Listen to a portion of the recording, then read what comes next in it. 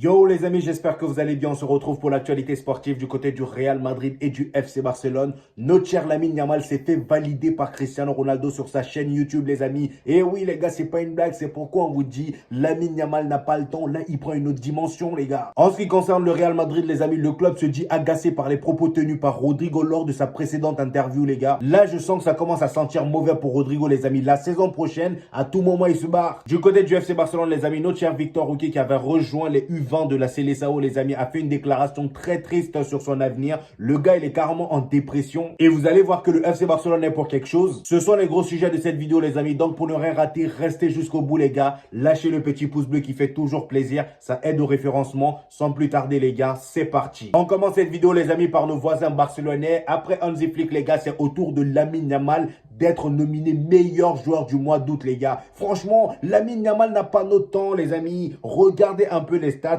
Au mois d'août, en 4 matchs, le gars il a marqué un but et fait 4 passes décisives. C'est énorme. Il a été impliqué sur presque tous les buts du FC Barcelone les amis et même avec l'Espagne. Et c'est d'ailleurs pourquoi Cristiano Ronaldo n'a pas raté l'occasion de lui faire des compliments, de le valider carrément sur sa chaîne YouTube. Voici ce qui s'est passé les amis. Comme vous le savez, Cristiano Ronaldo sur sa chaîne, dernièrement il a invité Rio Ferdinand. Je vous en avais parlé même lors de ma précédente vidéo. Et Rio Ferdinand l'a demandé qui est-ce qu'il voit en tant que futur ballon d'or actuellement. Et Cristiano Ronaldo a répondu, je pense que Kylian Mbappé peut être ballon d'or un jour. Probablement Erling Haaland et Jude Bellingham aussi. Et là, Rio Ferdinand l'a répondu Vinicius. Et Cristiano Ronaldo, comme s'il avait quelque chose contre Vinicius, il a sauté par-dessus ça pour dire Lamine Yamal aussi. Donc là, les amis, si le nom de Lamine Yamal vient dans sa tête, c'est que vraiment, il valide ce gars. Et comme je l'ai toujours dit sur Lamine Yamal, les amis, il lui manque juste de commencer à empiler des buts parce que les passes décisives, il sait les faire. Mais le jour où ce gamin-là va commencer à empiler des buts, c'est-à-dire 20 buts par saison, 30 buts par saison, c'est ballon d'or direct. Hein. Apprêtez-vous. Bon, à part le FC Barcelone qui va être un obstacle pour lui. Parce que oui, pour remporter le ballon d'or, il faut aussi remporter les trophées collectifs. C'est pas le trophée Gamper qui va te donner ballon d'or. Vous voyez ce que je vais dire? 10 mois après sa rupture du ligament croisé du genou droit, Gavi va bientôt retrouver les terrains. Voilà, il va s'entraîner avec le FC Barcelone ce jeudi. Je parle d'aujourd'hui parce qu'on est jeudi au moment où vous regardez la vidéo. On est jeudi.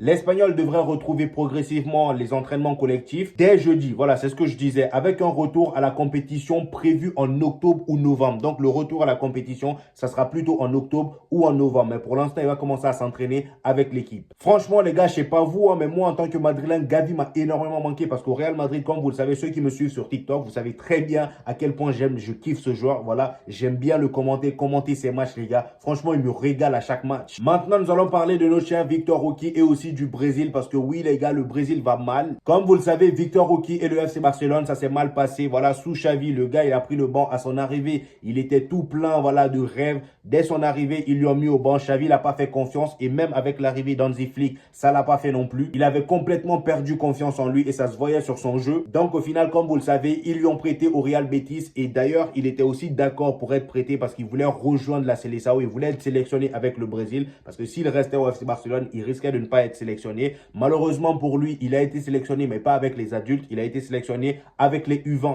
Andri, quant à lui, comme vous avez pu le voir, il a été sélectionné avec les adultes. C'est d'ailleurs lui le 9. Et là les amis, Victor Roque est arrivé avec les U20 la dernière fois lors de leur dernier match les amis. Il a claqué un doublé et à la fin du match, il a eu une interview et voici ce qu'il a dit. Franchement, les gars, c'est triste. Il dit, je n'ai pas souri depuis 6 ou 7 mois. Et sur le terrain, ça se voyait, le gars, il était carrément attristé. Sur son visage, aucun sourire. Les gars, dites-vous que là, c'est à cause du FC Barcelone. Les gars, c'est triste, hein, parce que là, en fait, il est dans une situation où il a déjà signé au FC Barcelone. Et avant ça, il y avait des gros clubs qui le voulaient. Et il a refusé tout le monde pour venir au FC Barcelone pour réaliser son rêve. Et au final, son rêve s'est transformé en cauchemar, carrément, hein, qu'on se le dise. Parce que si aujourd'hui, le gars, il est en dépression, c'est à cause de tout ça. Et pendant ce temps, du côté de l'équipe 1, c'est-à-dire le Brésil, l'équipe A, il y a l'entraîneur qui s'est réveillé du bon matin. Le gars, je sais pas c'est quel genre de rêve il a fait. Peut-être qu'il a vu le futur. Il a fait une interview pour dire, on sera en finale de la Coupe du Monde 2026. Vous pouvez me filmer pendant que je dis ça. Je n'ai aucun doute. Pour être sûr comme ça vraiment, c'est soit tu as visité les marabouts de Ferran Torres ou soit mon frère t'as fait un rêve vraiment, un rêve lucide fort même. Parce que oui, quelques heures plus tard, le poteau s'est fait soulever par le Paraguay, 1-0. On l'a tapé et actuellement au moment où je vous parle, il est 5e voilà, de son groupe, de sa poule pour les qualifications à la Coupe du Monde. Donc il risque de même pas partir il risque de même pas partir en Coupe du Monde. C'est une dinguerie ça les gars. Est-ce que vous vous rendez compte? Genre tu viens tout plein confiance en toi, voilà. On sera en finale de Coupe du Monde alors que tu es 5e. Tu risques de même pas partir dans cette Coupe du Monde. Franchement, les gars, c'est cruel. Hein. J'espère en tout cas, peut-être que là, ils vont galérer à aller en Coupe du Monde. Mais une fois en Coupe du Monde, ils vont briller. Parce que là, pour le moment, c'est pas terrible. Hein. Même Vinicius qui est chaud avec le Real Madrid. Bon, pour l'instant, en ce moment, c'est pas si fou que ça. Mais en tout cas, Vinicius au Brésil, ces derniers temps, c'est pas ouf. Hein. J'ai regardé leur dernier match. Ouh là là. Ça fait peur. Et d'ailleurs, en parlant du Brésil, les amis, Al Hilal a offert 100 millions d'euros pour Rafinha cet été et avec un salaire de 25 millions d'euros par saison. Mais le Brésilien a rejeté la proposition car il veut rester au FC Barcelone et réussir. Très bon choix de la part de Rafinha parce qu'au jour d'aujourd'hui, je pense que c'est l'un des meilleurs joueurs du FC Barcelone. On n'a rien à dire. Et d'ailleurs, je n'ai même pas compris comment le Brésil s'est débrouillé pour pas le sélectionner parce que c'est clairement l'un des meilleurs Brésiliens actuels. Les amis, notre cher Ter Stegen a encore posé une bouse lors du dernier match de l'Allemagne face aux Pays-Bas. Ter Stegen, comme à ses habitudes, voilà, la position en croix. Il a encore reproduit, les amis, comme quoi, lui, on ne peut pas l'enlever cette position-là. Voilà, le gars, il a eu un 1 contre 1 et regardez la distance qu'il avait. Il pouvait sortir, hein. Si c'était Neuer, ça, les gars, dites-vous qu'il a attendu des années pour que Neuer prenne sa retraite pour enfin avoir du temps de jeu. Et maintenant que Neuer prend sa retraite, regardez les conneries qu'il fait. Le gars, il s'est pris ce but-là, il s'est pris un but dans les fesses. Hein. Ils ont mis ça entre ses jambes. À 1 minute 30 du jeu, 1 minute 30 du jeu, il s'est pris un but dans les fesses. C'est une dinguerie, les frères. Il y avait toute cette distance-là. Il avait le temps de sortir. Maintenant, il est resté sur sa ligne. Voilà, comme quoi, sa ligne-là, il peut jamais sortir. Il est resté là-bas. Le gars, il est venu mettre ça entre ses jambes. Et carrément, le gars s'est mis à rigoler tellement c'était drôle à voir. Et à la fin du match, notre cher Ter Stegen a eu une note de 5,9. Voilà. Maintenant, les amis, on part du côté du Real Madrid et on va un peu parler de Cristiano Ronaldo en attendant, les amis. Comme vous pouvez le voir, les amis, Cristiano Ronaldo a encore attaqué Erik ten Hag et cette fois-ci, il n'est pas parti de même moite. Hein. Il a carrément dit ses vérités. J'ai comme l'impression qu'il a créé sa chaîne YouTube pour en découdre avec ses ennemis. Voilà. Regardez ce qu'il a dit. Il dit, à mon avis, Manchester United doit tout reconstruire quand l'entraîneur dit qu'il ne peut pas se battre pour la Première Ligue et la Ligue des Champions. En fait, Erik ten Hag, il a fait comprendre qu'il voulait se battre seulement pour un seul truc, soit Ligue des Champions ou Première Ligue et pas les deux. Quelle mentalité vraiment. Et Cristiano Ronaldo enchaîne en disant, tu n'as pas le droit de dire ça en tant qu'entraîneur d'un tel club. Il peut se le dire à lui dans sa tête. Voilà, que l'équipe n'a peut-être pas le potentiel pour ça, mais pas en public. Il doit dire qu'il va essayer et il doit vraiment essayer. Il a raison, Cristiano Ronaldo. Erik ten Hag, depuis qu'il est à Manchester United là-bas, c'est toujours des choix bizarres. Il a des polémiques avec des joueurs, que ce soit avec Cristiano Ronaldo, Jadon Sancho. Voilà, il est toujours dans ce genre de polémique. Moi-même, je pensais qu'il allait se faire virer depuis longtemps, mais il est encore là. Et puis, il est malin. Voilà, pour ne pas se faire virer, il remporte toujours Carabao Cup là. Voilà, la coupe qu'il remporte tout le temps. Je sais pas si c'est FA Cup ou Carabao Cup, mais en tout cas, remporte tout le temps ça. Au moins, ça lui permet de rester encore sur le banc. Maintenant, les amis, nous allons parler du vrai Madrid. Notre cher Ferland Mendy est 100% rétabli de sa blessure. Waouh, comme par hasard. Dès que la trêve internationale finit, il est à 100% rétabli. Est-ce que quand vous le voyez, on a des têtes de mouton? Franchement, vous pensez vraiment qu'on avait cru à ça? Hein? Moi, je savais que c'est juste une manigance, une magouille pour ne pas que le gars parte en sélection pour éviter tout risque de blessure. Parce que vu comment le Real Madrid est décimé avec tous les blessés là, je pense que si lui aussi se blessait, on n'était pas dans la merde. Hein? Et c'est pareil pour Militao, les amis. Comme vous pouvez le voir, Ferland Mendy et Eder Militao ont repris l'entraînement avec le Real Madrid et sont jugés aptes pour jouer ce week-end. On enchaîne, les amis. Qui mérite le plus de remporter le Ballon d'Or africain 2024? Très très belle question, les amis, parce que bon, je pense que les trois favoris, c'est Brahim Diaz, Ademola Lookman de l'Atalanta et Serhou Guirassy, le Guinéen, qui joue à Stuttgart. Les gars, franchement, moi, je pense que Brahim Diaz le mérite. Si je devais faire un classement, en numéro 1, je mets Brahim Diaz. En deuxième, je mets Serhou Guirassy. Et en troisième, je mets Ademola Lookman. Parce que Serhou Guirassy, déjà, le fait qu'il ne soit pas dans le top 30, bon, c'était limite parce que ceux qui sont là-bas aussi le méritent. Mais franchement, 30 buts dans la saison. Le gars, il a sorti une saison de malade mental. Mais Brahim Diaz, les gars, moi, je pense que cette saison, il est injouable. Hein. Surtout la saison dernière, là, il est injouable. Le gars, avec le Real Madrid en tant que remplaçant, je ne sais même pas combien de buts il a claqué. Il a toujours été décisif. Il a remporté beaucoup de trophées collectifs. Il a fait le triplé avec le Real Madrid. Franchement, les gars, je pense que ce mec-là le mérite. Les amis, on va un peu parler du fils de Marcelo qui est en train de tout casser au Real Madrid. De la Fabrica là-bas, là, il est en train de tout casser. Donc, comme vous pouvez le voir, les amis, Enzo Alves Vieira, fils de Marcelo, choque tout le monde. Le fils de l'ancien latéral gauche du Real Madrid continue son petit bonhomme de chemin dans les équipes des jeunes merengues. Donc là, comme vous pouvez le voir, les amis, le média Relevo nous informe que le Real Madrid a offert au fils de Marcelo, Enzo, il s'appelle Enzo, une promotion de 2 catégories. Carrément, il est monté de 2 catégories tellement il est fort. Il jouera avec les juvéniles B, c'est-à-dire les U18, à seulement 14 ans. Oula! Yeah! T'as 14 ans, tu vas jouer avec les 18. Wow, les gars, c'est dingue ça. Ah, il doit être chaud, hein.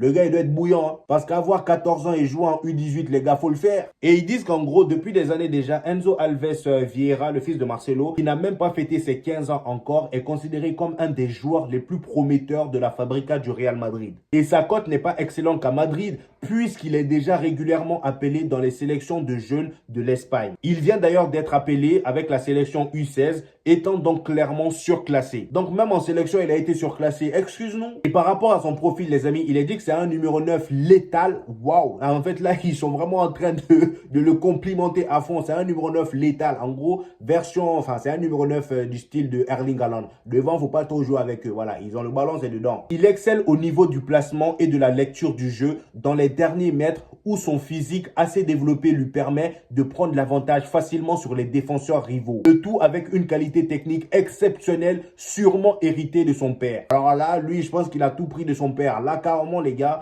j'ai hâte de voir ce joueur-là. J'ai hâte de le voir jouer. Je ne l'ai pas encore vu jouer, les gars. Mais franchement, d'après ce que je suis en train de lire là, ça doit être un crack. On enchaîne, les amis, avec notre cher André Lunin. Coup de théâtre pour André Lunin, les amis. Selon le média Marca, André Lunin a finalement trouvé un accord avec la Casablanca, avec le Real Madrid pour prolonger son contrat. Initialement lié au Real Madrid jusqu'en 2025. Donc, Lunin va prolonger de 4 ans, les amis. C'est une dinguerie. Moi, je pensais qu'il allait se barrer parce qu'avec Thibaut Courtois, voilà, il n'y avait pas de place pour être titulaire parce que lui, il voulait vraiment être titulaire. Donc là, s'il s'est mis d'accord avec le Real Madrid, c'est que soit ils lui ont proposé un gros salaire ou soit ils se sont mis d'accord pour faire une rotation entre Thibaut Courtois et lui. Ce que moi, franchement, j'en doute. Parce que vu le niveau de Courtois, faut vraiment le faire, hein, le mettre au banc. Les amis, on termine avec notre cher Rodrigo qui avait fait une interview dernièrement où vraiment il a dégommé le Real Madrid, mais en toute gentillesse. Il avait fait comprendre qu'en gros, au Real Madrid, on l'utilisait comme étant un bouche-trou. Parfois, ça lui dérangeait, mais c'est un joueur d'équipe. Donc, bon, il laisse passer. Mais en vrai de vrai, il a fait comprendre que ça l'agaçait complètement. On l'a ressenti dans sa déclaration. Et ça, bien évidemment, les amis, c'est pas passé au Real Madrid. Les médias madrilèns n'ont pas aimé ça. Regardez ce qu'il dit, les amis. Les journalistes ne sont pas d'accord avec lui. Et là-haut, le titre, c'est « Le Real Madrid, on commence à en avoir marre de Rodrigo ». C'est des mots forts, hein, les gars. Regardez ce qu'il dit. Dans le média Relevo, il est par exemple comparé à Di Maria qui avait adopté un comportement similaire. Donc, Di Maria avait fait la même chose quand il était au Real Madrid.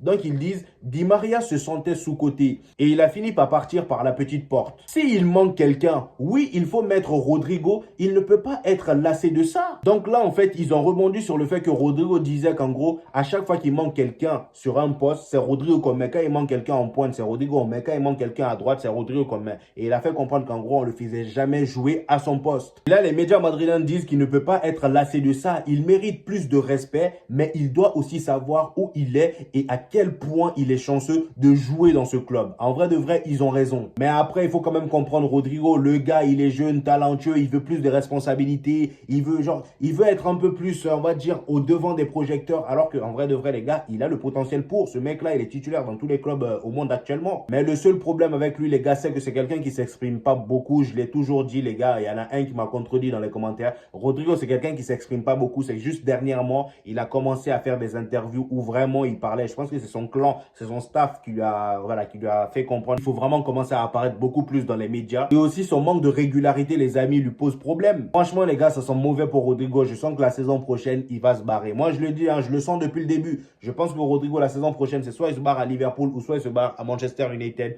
ou le Paris Saint-Germain est dans les parages aussi. Hein, faut pas oublier. Voilà, je dis ça, je dis rien. En tout cas, j'espère que ça va pas se faire. J'espère que tout va se calmer et il va s'entendre avec le Real Madrid. Voilà. Bref, les amis, c'était tout pour aujourd'hui. J'espère que vous avez kiffé la vidéo. Donnez-moi vos avis en commentaire. J'hésiterai pas à vous répondre comme d'habitude. N'oubliez pas le petit pouce bleu qui fait toujours plaisir. Ça aide au référencement. Et pour tous les nouveaux qui viennent de découvrir ma chaîne, oui, parce qu'il y a tout le temps des nouveaux. Ici, les amis, on fait de l'actualité sur le FC Barcelone et le Real Madrid. Et quand il y a des matchs de l'un de ces deux clubs, on fait les débriefs d'après-match. Voilà. Donc, vous avez tout ici. Abonnez-vous, les gars. Voilà. Et on se dit au prochain épisode, les amis. Peace!